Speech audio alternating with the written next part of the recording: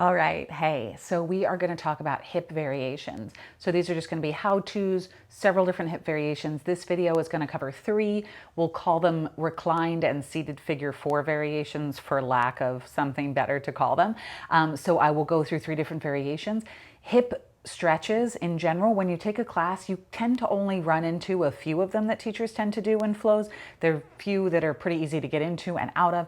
Pigeon is a huge one. You probably do pigeon a lot in your class. To you, that might be the holy grail. You might love a half pigeon, think it's amazing, love a sleeping pigeon, and you're like, yes, I live it, I love it. You also might be someone that hates them for various reasons, or hip stretches might bother your knee. So this first set of hip stretches, I'm going to give you three different variations. You can substitute them for any hip stretches you would like to at any point in time in any of the flows that you were doing at home, at school, wherever you practice.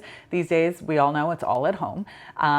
So these are great and they're completely 100% safe on your knees. So I wanted to start with the basics, ones that are easy. These are also fantastic when you're pregnant because they leave the belly alone. So there's a lot of room for the belly. Sometimes our hip stretches get a little squishy in the abdomen, depending on how mobile you are, but these guys are going to give you plenty of space. So we will start with the most basic, which is a reclined figure four or reclined pigeon pose. Reclined means you're going to be on your back. So if you are someone who is pregnant, second trimester, third trimester, laying on your back does not feel good, you're going to skip this ahead, boop, boop, boop, probably about a minute or two, jump into the next video. If you're someone who laying on your back feels good and it feels good for a couple minutes, you're going to try this one out. Perfect. So first thing we're going to do is recline ourselves. We won't need blocks for this. So we're going to shift that out of the way.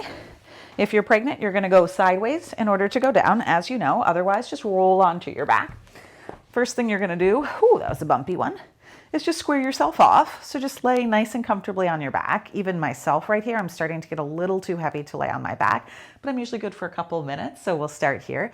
You want to make sure your pelvis is on the ground. So give it a nice little sway back and forth, which means you're not arching in the back. So the backs of my ribs are going to lay down on the ground, right? The back of my pelvis is on the ground, but there's a little curve in my low spine. So the curve in the low spine is always going to stay. Feet are going to go hip width distance, maybe a little wider if you have a belly, kind of going to depend to you, and you'll figure that out in a moment. Feet are going to walk hip width, and then heels are going to come as close to the butt as possible, much like a bridge setup. You're going to take your right leg up into the air. You're going to cross your right ankle joint, flexed foot over top of your left thigh, and then you're going to pause. For some of you right here, you're already going to be getting a hip stretch. Notice if you've rocked left, odds are you probably rocked right a little bit. Send yourself back to the left. So again, the pelvis is exactly where it was before you moved your leg. It's on the ground. If this feels like enough, boom, live here. This is your first variation. If that works, great. If you want a little bit more, you're going to drop down through the back of the hip bones, through the pelvis, and start to lift that left foot into the air. And as you lift it up, you're going to put your heel in line with your knee and your knee in line with your hip. So we're not going here. That's way too much strain on the abdomen, way too much work. And we're not doing any of these weird bending variations, right? We're just taking heel in line with knee, knee in line with hip. And if that alone feels good, you can just stay there and let gravity do its work. If you don't have a belly, it might feel good to grab the back of the leg. For me, it feels okay, but belly's getting almost too big to do this.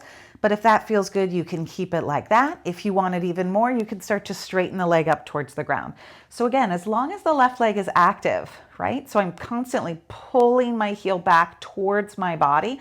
I'm getting a deep stretch. Notice that your tendency is going to be to rock to the right. So you want to rock back to the left and find the middle so pelvis is square on the floor. So this is a reclined figure four. Both knees are really happy. Both hips are getting a stretch. Let's give that a shake out and try the other side so you can see it. Feet walk as close to the butt muscles as they can. Left ankle joint. So the bone and the joint are going to cross the right thigh. You're going to check in and notice, did you rock? If you did, settle the pelvis back down. The pelvis should feel really square. Keep that left leg active. If that feels like enough, just stay. Arms can spread. You can even close your eyes and breathe. If you want more, you're going to swoop that right foot up into the sky. And right away, I'm pulling my heel back as if my heel could someday touch my knee could someday touch my face. I'm actively pressing through both heels and I'm encouraging this outside of my left leg to roll itself forward, roll forward. If you can, reach underneath the leg and give it a tug in. You're welcome to do that. That's going to intensify the stretch. But notice you don't want to sacrifice the pelvis lifting up. The pelvis always wants to stay down. So you're saying super square. Some people like to straighten the leg. If that works for you, you can go for that as well. So that is that. That is a reclined pigeon, nice and simple. You're welcome to play around with it. I myself am going to get off my back, but you're welcome to stay and play for a little bit longer if you'd like. That one is excellent to do to replace a pigeon. Whew, I'm already winded today. Anytime you want to. It's just a reclined figure 4, reclined pigeon, whatever you want to call it, that works. Again, if laying on your back because you're pregnant doesn't feel good, you're going to skip that one altogether.